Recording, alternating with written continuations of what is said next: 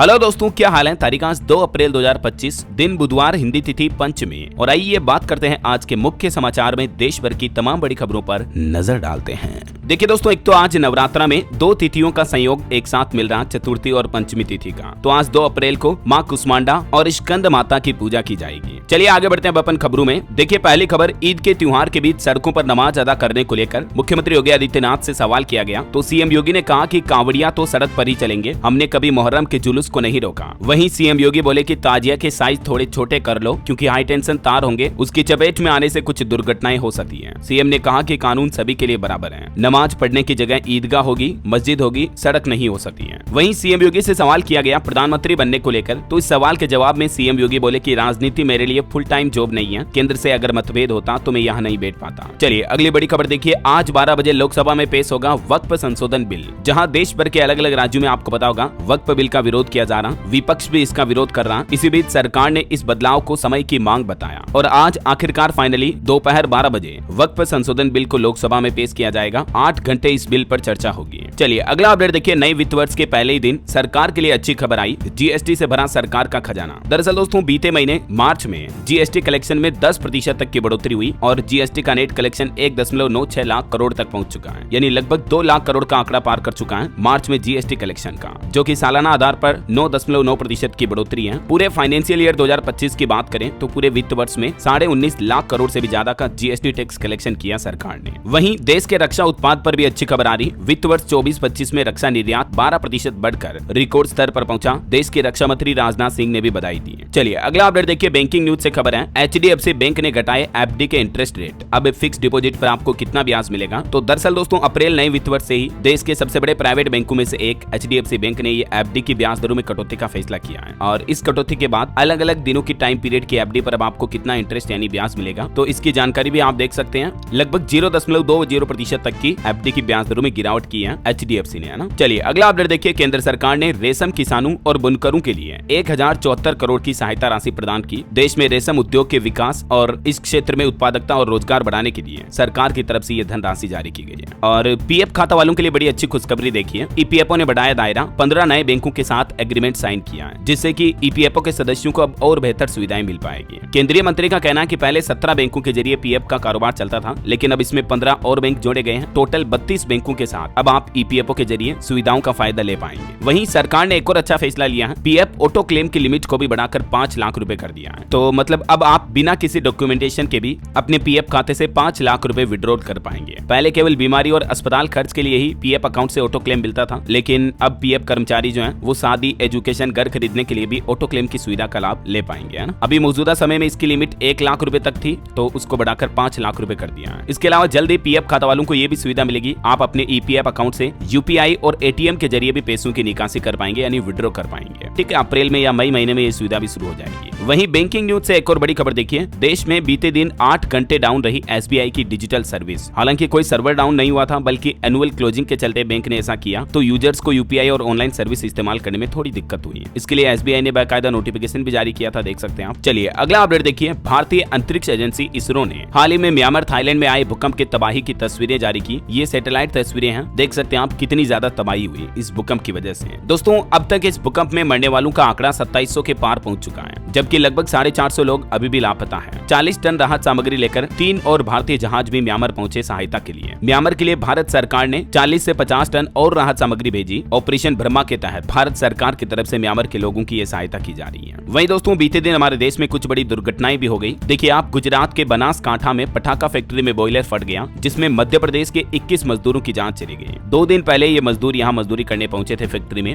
लेकिन बदकिस्मती देखिए जरा। इस घटना पर पीएम मोदी ने भी दुख जताया और घायलों और मृतकों को सहायता राशि देने का ऐलान किया। पीएम कोष से मृतकों के परिजनों को 2-2 लाख और घायलों को 50-50 हजार रुपए की सहायता राशि दी जाएगी। वहीं राजस्थान में भी एक बड़ा हादसा देखिए आप, फैक्ट्री से गैस लीक हो गई, जिसमें फैक्ट्री मालिक समेत 3 लोगों की जान चली गई। 60 से ज्यादा लोग बेहोश हो गए, 2 की हालत अभी भी गंभीर है। पूरे इलाके को खाली कराया गया। राजस्थान के ब्यावर में तेजाब फैक्ट्री के गोदाम में खड़े टैंकर से नाइट्रोजन गैस लीक होने की वजह से यह घटना हो गई। पश्चिम बंगाल में भी एक दिन पहले हादसा हो गया था, आपको पता होगा, एक गैस सिलेंडर ब्लास्ट हुआ, जिसमें 8 लोगों की जान चली गई। 4 बच्चे और 4 महिलाएं थी। भाजपा ने आरोप लगाया कि बम बनाने की अवैध फैक्ट्री चल रही थी यहाँ तो। वहीं झारखंड में एक बड़ी रेल दुर्घटना हो गई। 2 मालगाड़ियां टकराई जिसमें 2 लोको पायलट की जान चली गई। टक्कर के बाद एक ट्रेन में आग लगी। सीआईएसएफ के भी 4 जवान घायल हो गए इसमें। तो ये 2 मालगाड़ियां टकराने की घटना में आग लगने की वजह से 2 लोको पायलटों की झुलस कर जान चली गई। चलिए अगला अपडेट देखिए। मुकेश अंबानी के बेटे अनंत अंबानी ने बूचड़ खाने जा रही 250 मुर्गियां बचाई, उनकी दुगुनी कीमत दी, फिर मुर्गी लेकर चलते भी दिखे। अभी आपको पता होगा ये अनंत अंबानी गुजरात जामनगर से लेकर द्वारका तक 140 किलोमीटर की पैदल यात्रा कर रहे हैं। तो बीते दिन जब वो जा रहे थे तभी उन्हें मुर्गियों से बड़ी खेप मिली जिन्हें बूचड़ खाने में ले जाया जा रहा था। तो 250 मुर्गियों को उन्होंने दुगुनी कीमत देकर बचाया और उन्हें आजाद कर दिया। चलिए अगला अपडेट देखिए। पूर्व केंद्रीय मंत्री गिरिजा व्यास की हालत काफी नाजुक है। 90% तक झुलस गई वो भी। डॉक्टर बोले कि ब्रेन हेमरेज भी हुआ। कांग्रेस के दिग्गज नेता और पूर्व केंद्रीय मंत्री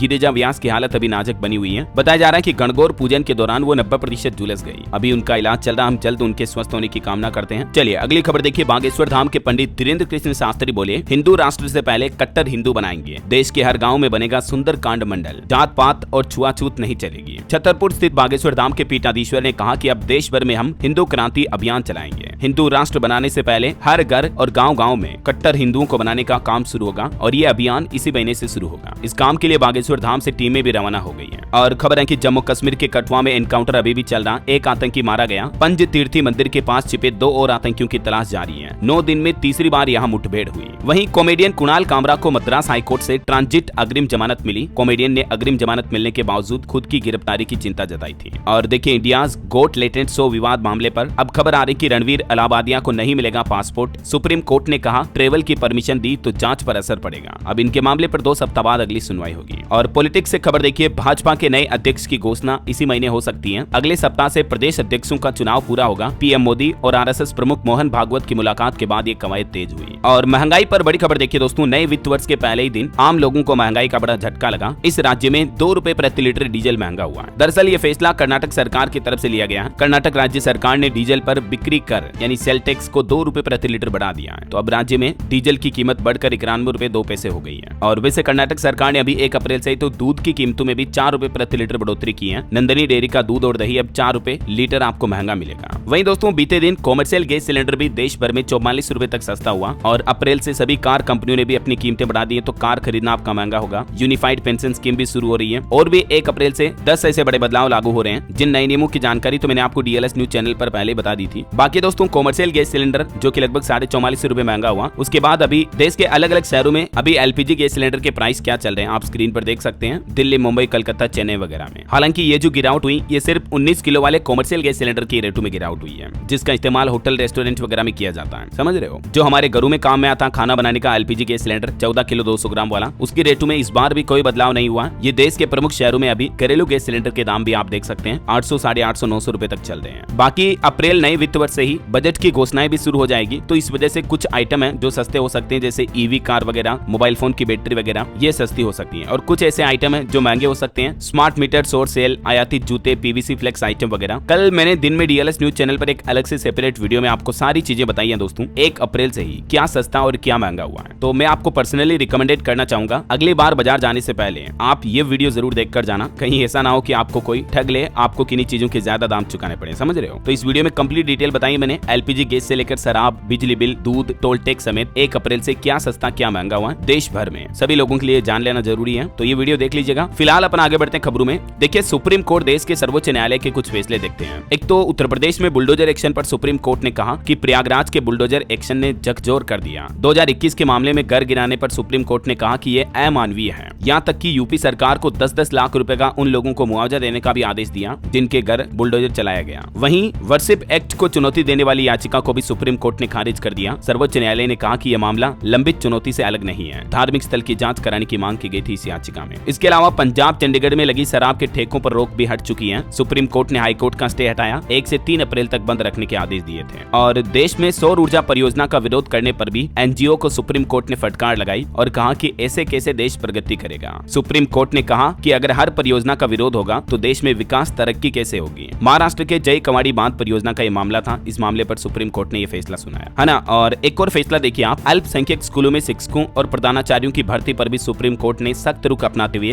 गुजरात सरकार से जवाब मांगा। तो ये कुछ देश के सर्वोच्च न्यायालय के बड़े फैसले रहे। चलिए आगे बढ़ते खबरों में। देखिए आप, देश की राजधानी दिल्ली में अब ट्रैफिक नियम तोड़ने वालों की खेर नहीं, AI यानी आर्टिफिशियल इंटेलिजेंस और 4D रडार इंटरसेप्टर सिस्टम के जरिए अब नजर रखी जाएगी दिल्ली में। तो ट्रैफिक रूल्स का उल्लंघन करने वालों पर सख्त कार्रवाई की जाएगी, है ना। और खबर आ रही कि आर्थिक स्थिरता के लिए भारतीय रिजर्व बैंक RBI और सरकार के बीच भी स्थायी साझेदारी जरूरी है। मुंबई में देश की राष्ट्रपति द्रौपदी मुर्मू ने RBI की 90वीं वर्षगांठ के समापन समारोह पर यह संबोधन दिया। वहीं दोस्तों दिल्ली में पोल्यूशन को लेकर भी केक की रिपोर्ट सामने आई। इसमें कुछ खुलासे आ रहे हैं कि वायु प्रदूषण में दिल्ली फीसदी है। गैस चैम्बर बनने के बाद भी सुधार नहीं किए गए। दिल्ली की मुख्यमंत्री रेखा गुप्ता की तरफ से अप्रैल की 1 तारीख को ये केक रिपोर्ट पेश की गई दिल्ली में प्रदूषण के मामले को लेकर। चलिए, देश के युवाओं के लिए बड़ी अच्छी खबर है। PM इंटर्नशिप योजना में आवेदन करने का अब एक और मौका मिलेगा। पंजीकरण की समय सीमा को सरकार ने 31 मार्च से बढ़ाकर 15 दिनों के लिए और बढ़ा दिया है, यानी कि अब आप 15 अप्रैल तक आवेदन कर सकते हैं। ऑनलाइन इस आधिकारिक वेबसाइट यानी ऑफिशियल पोर्टल के माध्यम से आप पंजीकरण करवा सकते हैं 15 अप्रैल तक के लिए, ठीक है ना। जो युवा आवेदन करना चाहते हैं उनको ये शर्तें पूरी करनी होगी। इसके कुछ नियम रूल्स वगैरह भी आप देख सकते हैं स्क्रीन पर। चलिए, खबर आ रही है महाराष्ट्र में ई-बाइक टैक्सी को कैबिनेट से मंजूरी मिली। इस कदम से राज्य में पैदा होगी करीब 20,000 नौकरियां। महाराष्ट्र सरकार की तरफ से ये अच्छा कदम उठाया गया। और भारत की व्यापारिक रणनीति देखिए, अमेरिका के नए टैरिफ शुल्कों से निपटने के लिए भारत सरकार ने भी तैयारियां शुरू की। आज इस मामले में कुछ अहम घोषणाएं हो सकती हैं। भारतीय वाणिज्य मंत्रालय की तरफ से इस मामले पर पूरी प्लानिंग तैयार की जा रही है। वहीं दोस्तों गंभीर जानलेवा बीमारी कैंसर को लेकर चौंकाने वाली रिपोर्ट आ रही। बीते 3 साल में कैंसर ने 44 लाख से भी ज्यादा लोगों को अपनी चपेट में लिया और अब रूस ऐसी दवा बना रहा जिस पर दुनिया भर की निगाहें टिकी हुई हैं। हमारे देश के भारतीय आयुर्विज्ञान अनुसंधान परिषद ने भी बताया कि कैंसर के उपचार और इलाज के लिए जल्द ही हमारे देश में भी एक mRNA वैक्सीन विकसित करने की घोषणा की है। चलिए, खबर आ रही गैर सरकारी NGOs को बड़ी राहत मिली। केंद्र सरकार ने FCRA पंजीकरण की वैधता को 30 जून तक बढ़ा दिया। गृह मंत्रालय की तरफ से यह फैसला लिया गया। वहीं दोस्तों CBI को भी एक केंद्रीय मंत्री ने सलाह दी, कहा कि AI अपराधों से निपटने के लिए उद्योग और शिक्षा जगत से तालमेल बिठाएं। दिल्ली में CBI का 62वां स्थापना दिवस का आयोजन किया गया और इसमें केंद्रीय मंत्री अश्विनी वैष्णव ने ये सुझाव दिए CBI एजेंसी को। वहीं देखिए, कांग्रेस अध्यक्ष मल्लिकार्जुन खड़गे ने सरकार से कहा कि तुरंत जनगणना और जातीय सर्वे करवाएं। खड़गे ने दावा किया कि इस वजह से जरूरतमंद लोगों का नुकसान हो रहा है। बड़ी खबर आ रही है, संपत्ति का ब्यौरा न देने वाले IAS अफसरों को भी दंडित किया जाए। संसदीय समिति ने इस बात की भी सिफारिश की। वहीं देखिए, मोबाइल फोन ज्यादा देखने वालों के लिए एक वैज्ञानिकों की रिसर्च सामने आ रही। स्मार्टफोन की वजह से 60% अनिद्रा का यानी कि नींद नहीं आने का जोखिम बढ़ जाता है। अक्सर लोगों की आदत होती है सोने से पहले बिस्तर पर फोन देखने की, लेकिन सोने से पहले मोबाइल फोन की स्क्रीन से निकलने वाली नीली रोशनी यानी ब्लू लाइट आपकी आंखों के लिए काफी नुकसानदेह होती है। इसलिए रात के समय तो कम से कम जितना हो सके फोन का कम इस्तेमाल करें। वैज्ञानिकों के अध्ययन में ये बात का पता चला है। और खबर देखिए, भारत अमेरिका के बीच टैरिफ विवाद माहौल पर अब भारत और US ने संयुक्त सैन्य अभ्यास भी शुरू किया। हेलीकॉप्टर और लंबी दूरी के समुद्री गश्ती विमान भी इसमें भाग लेंगे। 13 अप्रैल तक चलेगा ये अभियान। और वहीं देखिए, भारत की ताकत और बढ़ने वाली है। अब दुश्मनों की खैर नहीं, कोवर्ट युद्ध के लिए भी तैयार हो रही है भारत की स्पेशल फोर्स। चलिए, 2000 रुपए के नोटों को लेकर देखिए, भारतीय रिजर्व बैंक ने रिपोर्ट जारी की। कहा कि अभी भी 3 करोड़ से ज्यादा 2000 रुपए के नोट बैंकों में नहीं पहुंचे हैं, कुछ लोगों ने अपने पास रखे हुए हैं। RBI की तरफ से नए वित्त वर्ष की शुरुआत के साथ ही ये 2000 के नोटों के आंकड़े जारी किए, जिसमें बताया कि अभी भी 6366 करोड़ रुपए के मूल्य के नोट जनता के पास हैं। हो सकता है कुछ काले धन के लिहाज से नोटों को इकट्ठे करके रखे हुए हो।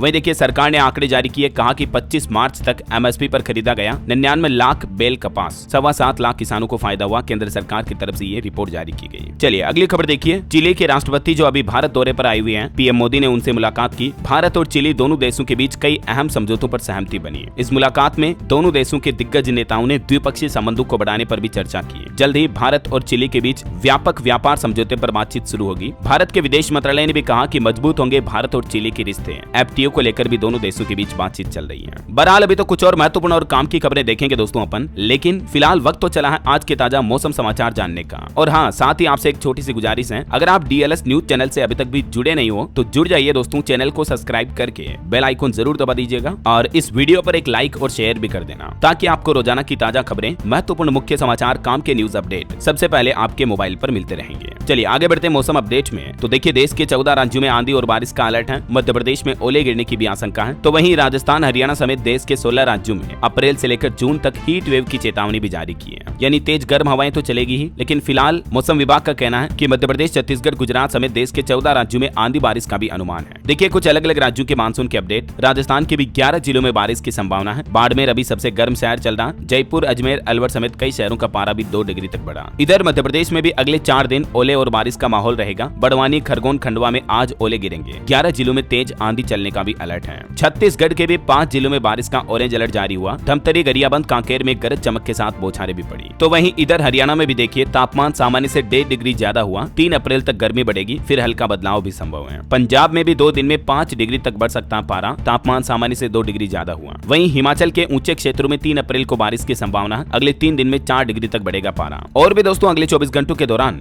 देश भर में मौसम की संभावित गतिविधियां क्या रह सकती हैं, जिसकी जानकारी आप देख सकते हैं स्क्रीन पर। ओके, और चलिए मौसम के बाद सराफा बाजार पर नजर डाल लेते हैं सोना चांदी के भाव। तो देखिए सोना पहली बार 91,000 के पार निकला बीते 91 दिनों में, यानी 3 महीनों में। अभी जो इस साल 2025 के जनवरी, फरवरी, मार्च निकले, इन 3 महीनों में सोना 14,953 रुपए तक महंगा हो चुका है, यानी लगभग 15,000 मान लो आप। अभी मार्केट एक्सपर्ट का यह अनुमान है कि सोना 94,000 रुपए तक जा सकता है। महंगाई और मार्केट उतार चढ़ाव का असर भी गोल्ड जैसी धातु पर दिख रहा है। और वहीं दोस्तों बीते दिन चांदी की अगर बात करें तो 1 किलो चांदी की कीमत भी 1251 रुपए गिर कर अभी 99,641 रुपए प्रति किलो पर आ चुकी है। हालांकि इससे पहले चांदी का भाव भी 1 लाख के ऊपर जा चुका ऑलरेडी। और अभी तो मार्केट एक्सपर्ट का यह अनुमान है कि अक्षय तृतीया पर गोल्ड रिकॉर्ड तोड़ देगा, 1 लाख का आंकड़ा पार करेगा। आका तीज का जो त्योहार आता ना, उसके बाद सोने के रेट और ज्यादा बढ़ सकते हैं। अंतर्राष्ट्रीय बाजार में सोने का भाव $3500 प्रति औंस तक भी जा सकता है। चलिए साथ के साथ कुछ मार्केट अपडेट्स भी देख लेते हैं दोस्तों। देखिए भारतीय शेयर बाजार में नए वित्त वर्ष का पहला दिन बहुत ही खराब रहा। सेंसेक्स में साल की दूसरी सबसे बड़ी गिरावट देखी गई, 1390 अंक नीचे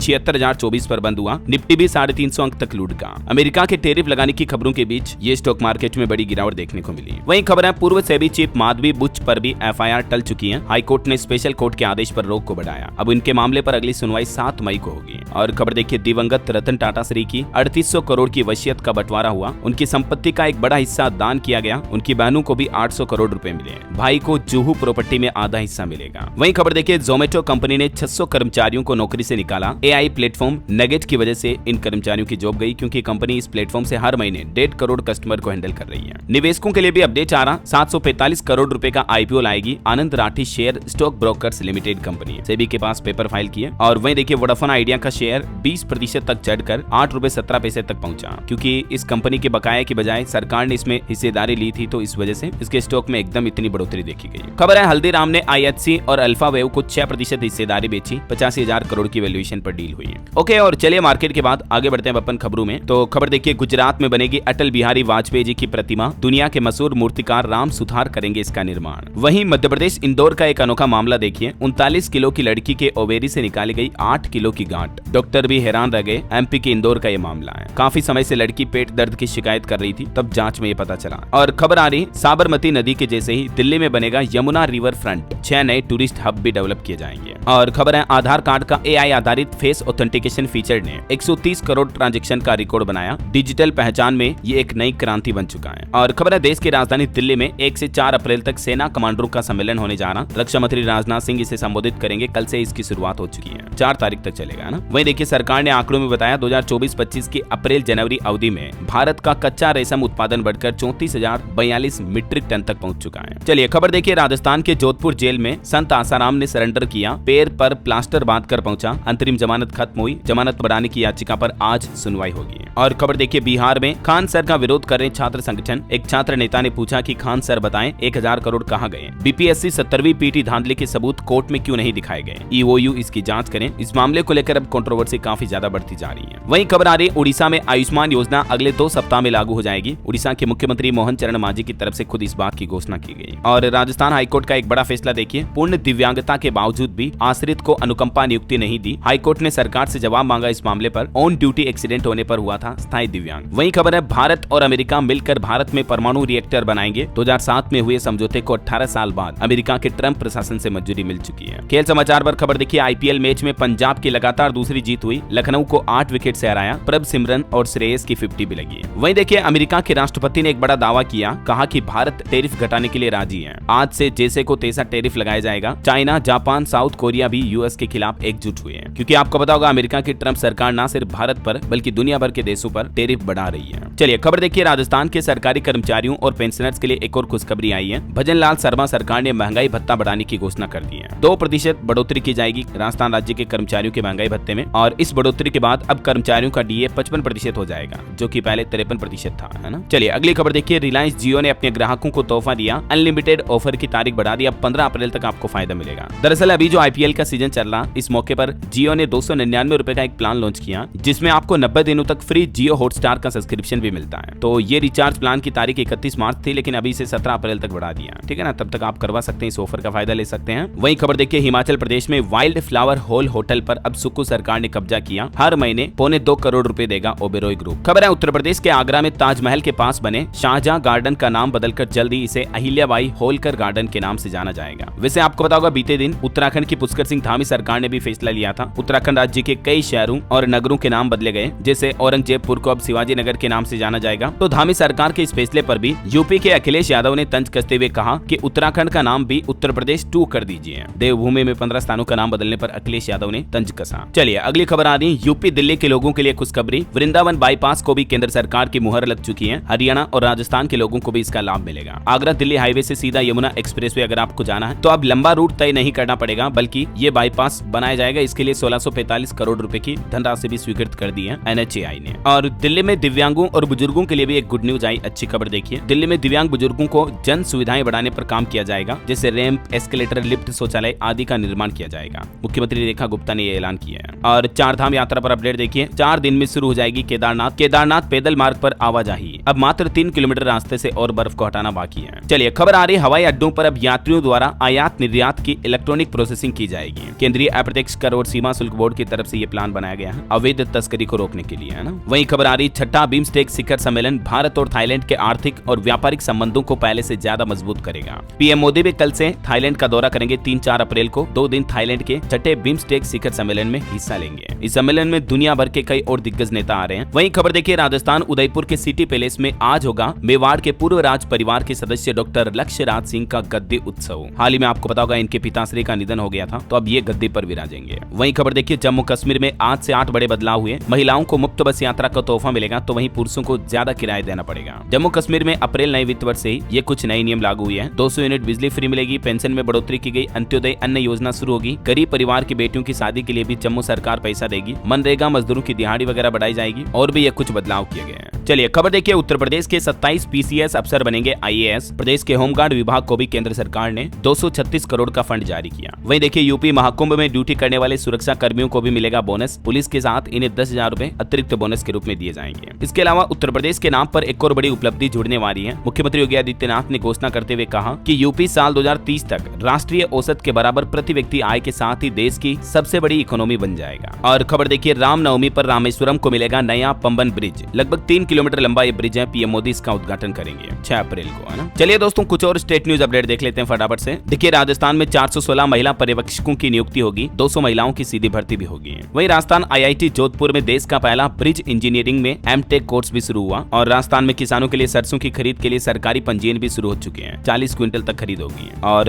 राजस्थान की भजनलाल सरकार ने कर्मचारियों का 2% DA तो बढ़ाई दिया, मैंने आपको बताया। इससे राज्य के तकरीबन 8 लाख कर्मचारियों और 4.5 लाख पेंशनर्स को लाभ मिलेगा। वहीं मध्य प्रदेश में भी सरकारी कर्मचारियों के लिए गुड न्यूज आई है। 7वें वेतन आयोग को लेकर बड़ा अपडेट जारी किया। मध्य प्रदेश के कर्मचारियों को अब परिवहन गृह भाड़ा यानी हाउस रेंट अलाउंस और HRA वगैरह बढ़ी हुई दरों से मिलेगा। मुख्यमंत्री मोहन यादव की तरफ से यह बड़ी घोषणा की गई है। और इसके अलावा दोस्तों MP वासियों को महंगी बिजली का भी करंट लगने वाला है। ई-रिक्शा से लेकर उद्योगों तक का बिल बढ़ेगा। 1 अप्रैल से ही मध्य प्रदेश सरकार बिजली की दरों में लगभग 3.5 रुपए प्रति यूनिट तक बढ़ोतरी करने जा रही है। वहीं मध्य प्रदेश में 25 लाख मध्यम वर्गीय उपभोक्ताओं को जरूर महंगी बिजली से राहत मिलेगी, क्योंकि 150 से 300 यूनिट का स्लैब बरकरार रहेगा। MP सरकार का ये कहना। तो मध्य प्रदेश में अब बिजली के दाम कुछ ऐसे होंगे नए। और देखिए MP के 10,000 नर्सिंग स्टूडेंट के लिए भी काम की खबर आ रही। 30 दिन में वैध कॉलेजों में शिफ्ट किए जाएंगे और अपात्र छात्र परीक्षा नहीं दे पाएंगे। CBI जांच में सही पाए गए स्टूडेंट्स ही नामांकन परीक्षा हेतु पात्र होंगे। इस संबंध में कुछ गाइडलाइन भी आप देख सकते हैं। और मध्य प्रदेश के पूर्व शिवराज सिंह चौहान सरकार द्वारा बनाए गए CM राइज स्कूलों का नाम बदला जाएगा। अब इन विद्यालयों को सांदीपनि विद्यालयों के नाम से जाना जाएगा। मुख्यमंत्री मोहन यादव बोले कि ये जो पुराना नाम CM राइज था ये अंग्रेजों के जमाने का लगता है, इसलिए इन स्कूलों का नाम बदलकर ऋषि के नाम पर किया गया। और वही खबर है छत्तीसगढ़ में शराब 300 रुपए तक सस्ती हुई। टोल प्लाजा 15 रुपए तक महंगा हुआ। पेट्रोल भी छत्तीसगढ़ राज्य में 1 रुपए सस्ता हुआ। ई-ऑफिस सिस्टम भी लागू हुआ। ये 1 अप्रैल से ही छत्तीसगढ़ में कुछ बदलाव लागू हुए हैं। नए नियम लागू है मतलब, ठीक है ना। बाकी देश भर के नए नियमों के बारे में जानकारी मैंने आपको एक दिन पहले DLS न्यूज चैनल पर इस वीडियो में बताई थी। तो अगर आपने ये नए नियम का वीडियो अभी तक भी नहीं देखा तो जरूर देख लीजिएगा, है ना। वहीं बड़ी खबर देखिए छत्तीसगढ़ के कोरिया के सरकारी पोल्ट्री फार्म में बर्ड फ्लू फैल गया। लगभग 10,000 चूजों और 2,500 मुर्गियों को मारा गया। 19,000 अंडे भी नष्ट किए गए। सूरजपुर और सरगुजा इन इलाकों में भी अलर्ट जारी कर दिया है। पूरे कोरिया जिले में अब प्रशासन सतर्क हो चुका है। और छत्तीसगढ़ में नक्सलवाद पर भी खबर देखिए। 5 राज्यों की मोस्ट वांटेड 45 लाख के इनामी नक्सली भी ढेर हुई। इधर उत्तर प्रदेश के मुख्यमंत्री योगी आदित्यनाथ बोले कि सपा के कसाई मित्रों को जहन्नुम भेजा। अखिलेश को परेशानी हुई, अब उन्हें गाय के गोबर से दुर्गंध आती है। बरेली में अब सब चंगा है। वहीं बिहार के रेल यात्रियों के लिए खबर आ रही। छपरा पटना के बीच नई स्पेशल ट्रेन का संचालन शुरू हुआ। 30 जून